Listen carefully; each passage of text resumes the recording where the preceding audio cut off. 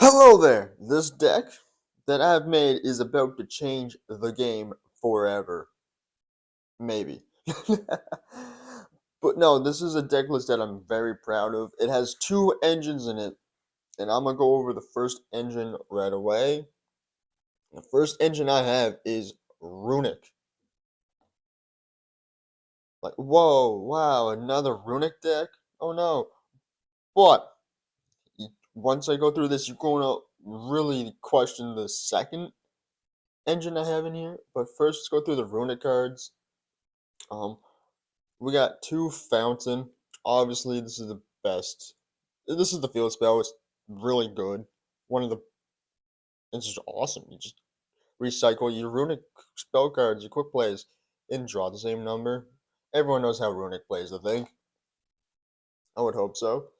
We got three Runic Tip. This card just searches you any Runic card, and then you mill one off your opponent's uh, deck. And then, or you can special summon a Runic monster from the extra deck, just like any of the other Runic spells. Just get, um, like Hugin and Mewin. And then we have three Runic Destruction. This card is really good for spells. You target a spell, destroy it, then banish the top four cards of your opponent's deck. Really good, really cool. And then the second effect is pretty much the same, just special summon one run monster from the extra deck to the extra monster zone. But yeah, no, that's a really good card. Okay, um, this one might be a weird one to you, but I'm running three Slumber. I don't know how many people really play. This is just a really good card for protecting your monsters or stopping your opponent from attacking. And the second effect, just special summon a Runic monster to the extra monster zone. And each card is a once per turn. We have two Runic Freezing Curses. This is just uh, target effect monster your opponent controls and negates its effect. You're just negating effect and milling three off of. Well, actually, it's guess you're banishing. They banish. But this is a really cool mill deck. I love Runic. Just a really good deck. I could probably run three Freezing Curses. I've been thinking about it. Two Flashing Fire, target a special summon monster your opponent controls and destroy it, then banish the top two cards of the deck. This card is good for getting rid of their monsters and two cards off their deck. Not too bad. Okay, so I've just been throwing these ones in for names. Two Smiting Storm. Smiting Storm's really not a bad card. If they have like a full board, you can just what 10, 11 cards, or you can just use it to special summon a Runic monster from the extra deck. That's pretty much what it's there for. Okay, I'm running two Runic Dispelling since I know this format. Lots of like cards add from the deck to the hand. Snake Eyes is very popular, so I thought this would be pretty cool just to use. Might run in at three because of all the adding. I don't know, maybe it's a possibility. Let me know what you think down below. Deck building isn't my strong suit, but I think this is pretty good. And then we're gonna run one golden droplet. Um, it's not a bad card. I mean, obviously you don't want your opponent to draw a card. Oh, excuse me. But I mean, you give him a card, but then you mill the top four, so you're pretty much getting rid of five cards out of the deck, which sounds awesome. Or you can use the second effect, which it's usually main used for. And then two upstart goblins, since we really don't care about opponent's life points, and we like to draw in this deck.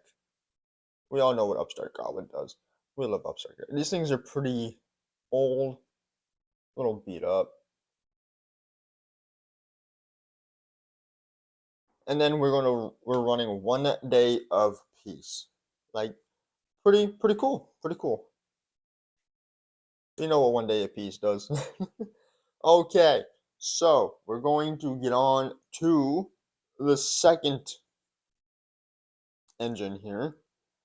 Um, and this deck is this. Well, I guess this archetype I've been like wanting to play. One of my subscribers has made a video on this, and I thought the deck was hilarious. So we're running three Dino Morphia, the Rizia, the Rizzler. You know, if this card is normal special summon, you can set one Dino Morphia trap directly from the deck to the spell and trap zone. Then, if your life points are 2,000 or less, this card gains 500 attack. If it is destroyed by battle or card effect, you can banish one trap from the grave, special summon one level 4 or lower Dynamorphia monster from your grave, except the Rizzler. Now, like, I think Dynamorphias are really cool. The Rizzler is amazing. That's what I'm going to call her from now on. Then we're going to play three Diplos. I mean, Diplos is the worst one, but he's very needed. If normal summon or special summon, send a Dynamorphia card from your deck to the grave. You usually send Therizia to the grave, and then this guy can just die. Then you can special summon one level 4 or lower Dynamorphia monster from your grave. That's it for the monsters for Dynamorphia for the main deck. Then, for the traps, I'm still trying to figure out the actual like number I want of them. I got two Dynamorphia Frenzy. Just a real one of the best fusion trap cards they have. During your opponent's main phase, pay half your life points, fusion summon one Dynamorphia monster from your extra deck using only one monster from your deck and one from your extra deck. So you're literally just getting you're just literally just sending cards from both main deck and extra deck to the grave. When your opponent activates a card effect while your life points are 2,000 or less, you can manage this card from your grave. You take no effect damage. So yeah, the normal traps pretty much prevent effect damage to you because Dynamorphia literally kills you. You're literally killing yourself with this deck. You're paying half your life points for everything. Then we have Dynamorphia Domain at 2. Really good card.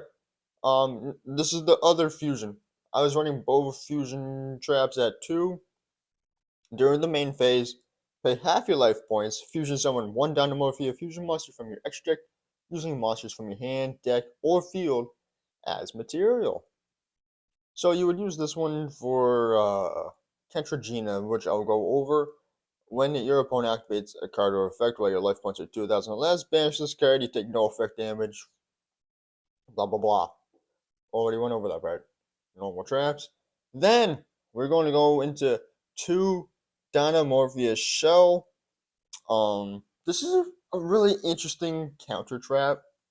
This is for the battle phase, which I'm a little concerned about using. I've been thinking of maybe cutting this down to one. But it's really cool. At the start of your battle phase, pay half your life points, special summon one Dynamorphia token. It's a dinosaur, dark, level 10, attack is 0, but defense is 3,000.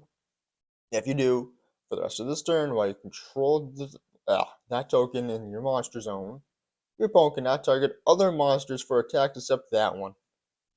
And then during damage calculations, my life points are 2,000 or less. And if I were to take battle damage, it would become 0. Yeah, the counter traps are for battle damage. The normal traps are for effect damage. It's very cool. I really like it. Then we're running two Dynamorphius Sonic. This is a negate for just spells and traps. And just really good. That's literally all that does. And I'm gonna run that at 2. I don't think I'm gonna change this one. It's just really good. Then we got Dynamorphia Intact. It's at 1. I wasn't sure if I wanted to use this one, but this is just for negating a monster effect while I control Morphia, and then you pay half your life points. It's a give or take with that one. The next two traps I'm a little hesitant about using. I got Morphia Brute. This is just uh, destroy one Morphia monster you control and one card your opponent controls. If there's like a card that's in the way, use this. Just use that. I think it's pretty good for that. Morphia Brute. And then we have Morphia Alert. Um, I can pay half my life points, especially summon up the two Morphia monsters from the grave, whose total levels equal 8 or less. But you cannot declare an attack with them this turn. Also, you cannot special summon for the rest of the turn except Morphia monsters. So, it's a bit of a give or take. It lets me recycle my monsters that are in the grave that are Morphia. So, not bad, not good. It could come or go. But yeah, that is the main deck. Now let's get into the extra deck. So we are running 3 Hugin. Obviously, Hugin is phenomenal. If this card is special summon from the extra deck, you can discard one card and add one Runick field spell from your deck to your hand. It's just good for Runick Fountain, and it has a good protection effect. If another card you control would be destroyed by card effect, you can banish this card you control instead. If this card on the field is destroyed by battle or card effect, return it to the extra deck. So if it's just destroyed by battle or card effect, boom, it's just back in your extra deck like that. Um, I'm running 3. Wait, I should probably get rid of the Hugin, right? I am running 1, 2, 3. Gary, the Runick Fangs. Gary's pretty good. Cannot be destroyed by card effects. If this card is special summoned from the extra deck, you can take a 1/9 quick play Runick spell in your grave and add it to your hand. It's just good if I don't have if Hugin gets gotten rid of, I can summon this guy and get the fountain back. And when it's destroyed by battle, you can target one card on the field and destroy it. So it's not really bad. It comes in handy. You got a good little pop. I'm running Munin at 2. Munin's good. Um, he's just a good little defense guy.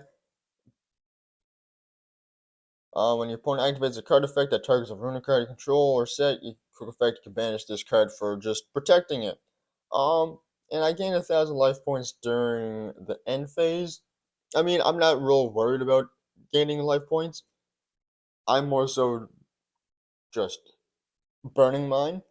And then we're going to get into the Morphia cards.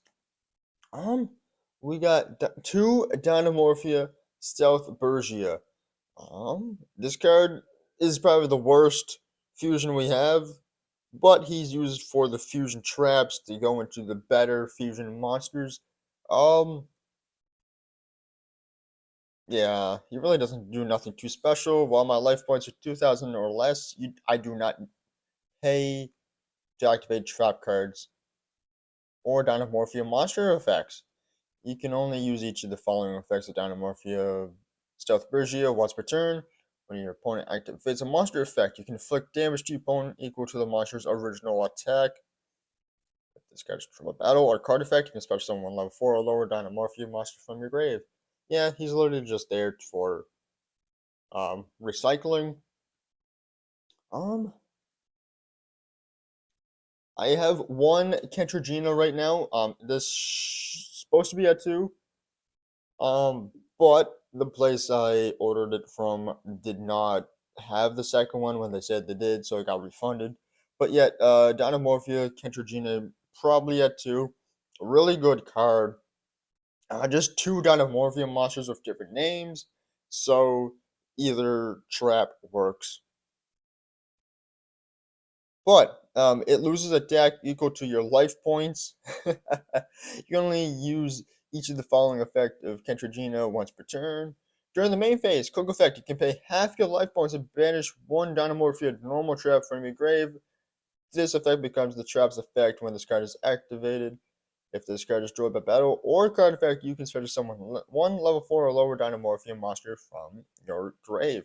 Yeah, so the fusion traps are normal, so she can just use the fusion traps and fusion summon something else. And the thing we will be fusion summoning is Dino Morphia Rex Term. This guy is just skill drain at home for your opponent. Your opponent cannot activate the effects of monsters they control that have attack greater than or equal to your life points. You can only use each of the following effects. The Dynamorphia Rex Term once per turn. Yeah, that effect's pretty good. Like, if I set up board and I get this on the board and I don't get rid of it, none of their monsters can activate effects if my life points are very low and their attack is higher or equal to it. In the quick effect, you can pay half your life points.